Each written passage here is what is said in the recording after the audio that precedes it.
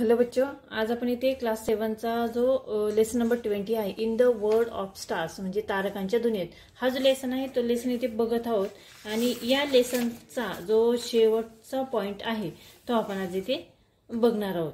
बघा, with the help of your friends draw a big circle on the ground as shown in figure 20.4। ही 20.4 आकृती जी आहे बघा 20.4 20.4 ही आकृती आपल्या आकृतीत दाखवल्याप्रमाणे मैदानावर तुमच्या मित्रांच्या साहाय्याने एक मोठं वर्तुळ आखून घ्या। असं म्हटलं, एक मोठं वर्तुळ आखून घ्या या पद्धतीने आणि त्या वर्तुळावरती 12 मित्रांना समान अंतरावर 12 राशींच्या पाट्या देऊन उभे करा। ही आता जी आकृती इथे आहे झोडिकची आकृती आहे आणि राशी भविष्याची, ठीक आहे। आणि काय सांगितलेलं आहे बघा, with the help of your friends draw a big circle on the ground and show on the figure 20.4। Ask 12 of your friends to stand equal distance along the circle, each holding a place stand on the equal distance along the circle, each holding the place card with the name of one zodiac sign and proper order। या पद्धतीने circle करून मुलांना उभं करायचं आहे समान अंतरावरती आणि प्रत्येकाच्या जवळ जी एका राशीचं नाव लिहून प्रत्येकाच्या हातात कार्डबोर्ड द्यायचं आहे। एका कार्डबोर्डवरती नाव लिहून त्या मुलाच्या हातात द्यायचं आहे। असं समान अंतरावरती एका सर्कलवरती उभं करायचं आहे। Make one friend stand at the sun at the centre of the circle. त्यामधील वर्तुळाच्या केंद्रस्थानी म्हणजे मधोमध एका मित्राला सूर्य म्हणून आपल्याला इथे उभे करायचं आहे, सन, ठीक आहे। Now move along a smaller circle around the sun as if you are the earth. आता या सूर्याच्या भोवती तुम्ही स्वतः पृथ्वी म्हणून सूर्य असलेल्या मित्रांकडे पाहत त्याच्या भोवती गोलाकार कक्षेमध्ये फिरत राहा। आता आपण सपोज स्वतः आपण पृथ्वी आहोत, एक जणाला पृथ्वी म्हणून उभं करायचं आहे, अर्थ म्हणून, किंवा आपण स्वतः उभं राहायचं आहे आणि सूर्याच्या भोवती असं फिरायचं आहे, ठीक आहे। आता आपल्याला सूर्याच्या फिरताना गोलाकार कक्षेमध्ये सूर्याकडे पाहत पाहत फिरायचं आहे। आता हे पाहत असताना आपल्याला काय जाणवते, आता क्रमाने इतर मित्रांनाही हा अनुभव घेण्यास सांगा आणि सर्वांच्या अनुभवाची इथे चर्चा करायची सांगा, असं इथे म्हटलेलं आहे, ठीक आहे। इथे काय म्हटलंय की इथे मध्ये एक जणाला सूर्य म्हणून उभं करायचं आहे आणि आपण स्वतः अर्थ म्हणून उभं राहायचं आहे आणि सूर्याच्या भोवती फिरायचं आहे।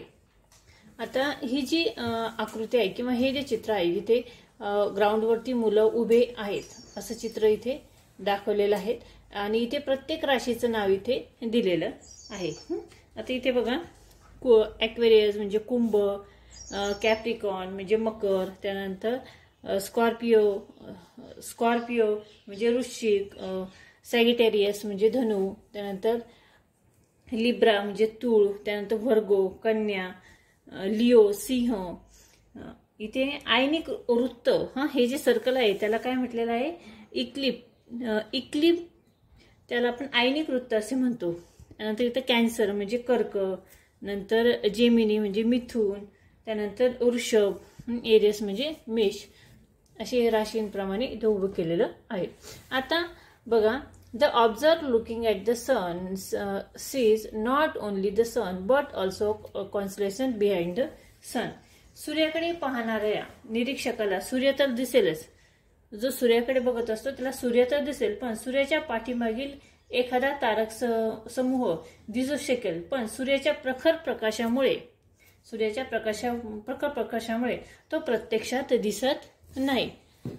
आता प्रत्येक जण सूर्याकडे बघणार आणि सूर्याच्या पाठीमागे जो इथे तारा दिसत आहे किंवा ही जी रास दिसत आहे ती प्रत्यक्ष दिसत नाही, त्या पाठीमागे असते, पण सूर्याच्या प्रखर प्रकाशामुळे ती दिसत नाही, तर त्याच्या मागे तारक समूह असणारच आहे। याचा अर्थ असा आहे की जेव्हा पृथ्वी आपले स्थान बदलते तेव्हा सूर्याच्या पृथ्वी पार्श्वभूमीवर रास बदलते। यालाच आपण सूर्याने एखाद्या राशीत प्रवेश केला किंवा संक्रमण केले असे म्हणतो। मकर संक्रांत हे असेच एक संक्रमण आहे, ठीक आहे।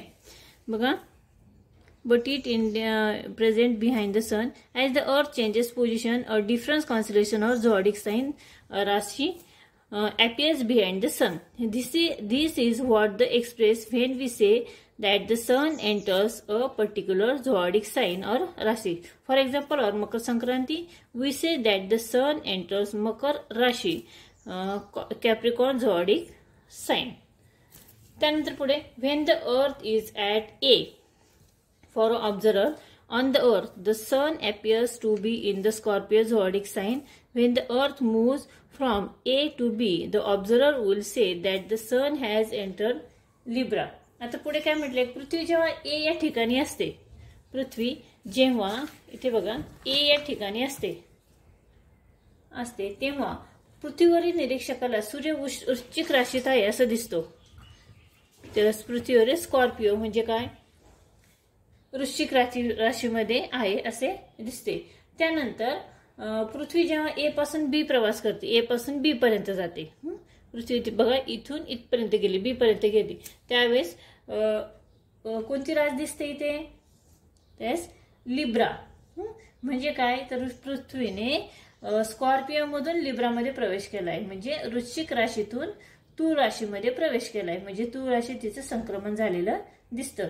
प्रत्यक्ष सूर्य भ्रमण करत नसतो, म्हणजे प्रत्यक्ष सूर्य फिरत असतो का, नाही, तर पृथ्वीच्या सूर्याभोवतीच्या फिरण्यामुळे सूर्य फिरल्याचा आपल्यास आभास होतो. पृथ्वी सूर्याभोवती फिरते, त्यामुळे आपल्याला असं वाटतं की सूर्यच फिरत आहे. सूर्याच्या या भ्रमणालाच म्हणजे या फिरण्यालाच अपार्टमेंट मोशन असं म्हणतात. बघा, अपार्टमेंट मोशन म्हणजे भासमान भ्रमण असे म्हणतात, व सूर्याच्या या मार्गाला सूर्याचा भासमान मार्ग असे म्हणतात. Path in the path is called apparent path, म्हणजे भासमान मार्ग असे म्हणतात. The rising of the sun in the east and its setting is the west is also an apparent motion. म्हणजे सूर्याची उगवणे पूर्वेस उगवणे व पश्चिमेस मावळणे सूर्याचे भासमान भ्रमणच आहे. आपण आपल्या वडीलधाऱ्या व्यक्तींच्या तोंडून नक्षत्र लागले असे नेहमी ऐकतो.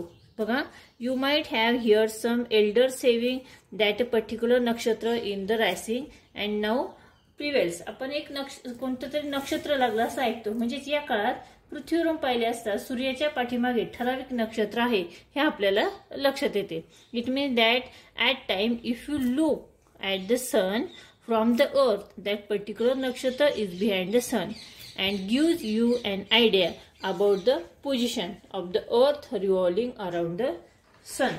म्हणजेच काय, तर त्याच्या पाठीमागे ठराविक नक्षत्र असं आपल्याला समजतं आणि हे आपल्या लक्षात येईल व सूर्याच्या भोवती परिभ्रमण करणाऱ्या पृथ्वीच्या जागेची कल्पना देखील येईल. पुढे बघा, नॅशनल इन्स्टिट्यूशन आयुका. आयुका हे काय आहे, inter university centre for astronomy and astrophysics.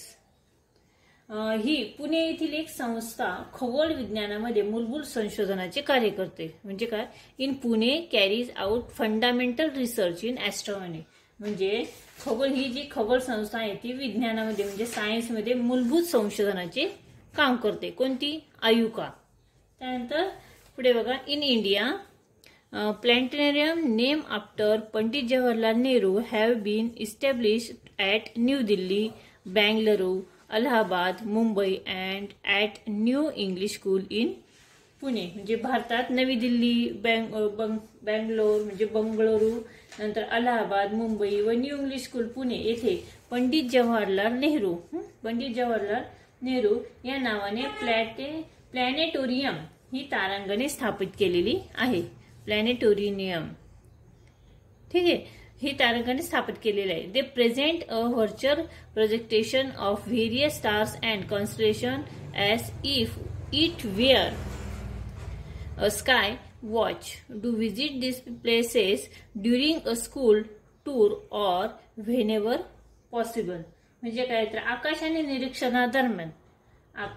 निरीक्षणादरम्यान विविध तारे व तारक समूह, virtual projection and various stars and constellation, विविध तारे आणि तारक समूह यांचं आभासी सादरीकरण इथे दाखवलं जातं आणि सहली दरम्यान अथवा शक्य असेल तेव्हा या ठिकाणांना भेट दिली जाते. लेआउट ऑफ प्लॅनेटेरियम म्हणजे काय, प्लॅनेटेरियमची रचना. ठीक आहे. आणि पुढे बघा, ऑलवेज रिमेंबर मध्ये म्हणजे लक्षात ठेवण्याची गोष्ट काय आहे की science has proved that the constituents of the solar system, example planets, satellites and comet, as also distant stars and constellations, do not have any influence of human life. म्हणजे विज्ञानामुळे सूर्यमालेचे घटक जसे ग्रह, तारे हे जे आहेत, उपग्रह, धूमकेतू यांचाच काय तर लांब लांबच्या ताऱ्यांचा, तारक समूहांचा मानवाच्या जीवनाशी काहीही संबंध नाही हे इथे सिद्ध झालेले आहे. आणि 20व्या शतकामध्ये बघा, man stop on the moon in the 20th century. आपण 20व्या शतकामध्ये मानवाने चंद्रावर पाऊल टाकलेले आहे आणि 21व्या शतकामध्ये तो मंगळ पदक्रांत करत आहे, म्हणजे मंगळावरती पाऊल टाकत आहे. He will conquer Mars in the 21st century. Hence, in this age of science, holding on the beliefs which has been proved to be wrong through numerous scientific tests is an unnecessary waste of one's time. काय म्हटलंय की आपण 21व्या शतकामध्ये मंगळावरती पाऊल ठेवत आहोत आणि त्यामुळे आजच्या वैज्ञानिक युगामध्ये अनेक वैज्ञानिक चाचण्यांमुळे फोल ठरलेल्या कल्पनांवर विश्वास ठेवणे म्हणजे स्वतःच्या वेळेचा आणि शक्तीचा आणि धनाचा निष्कारण अपव्यय करणे होय. त्यामुळे विज्ञानाच्या दृष्टिकोनातून या सर्वांकडे पाहणे महत्त्वाचे आहे. It is necessary to consider all the issues with the scientific frame of mind. तर अशा पद्धतीने आपला हा जो 20 नंबरचा चॅप्टर जो आहे तो आपला इथे कंप्लीट झालेला आहे. 20 नंबरचं lesson in the words of stars. आणि याचबरोबर इंग्लिशचे सायन्सचे सर्व चॅप्टर्स इथे आपले कंप्लीट झालेले आहेत. ठीक आहे. तर आजचा हा व्हिडिओ तुम्हाला कसा वाटला मला कमेंट्स करून नक्की कळवा. व्हिडिओ आवडला तर व्हिडिओ लाईक करा, शेअर करा आणि चॅनलवर तुम्ही नवीन असाल तर चॅनल नक्की सबस्क्राईब करा. व्हिडिओ बघितल्याबद्दल धन्यवाद.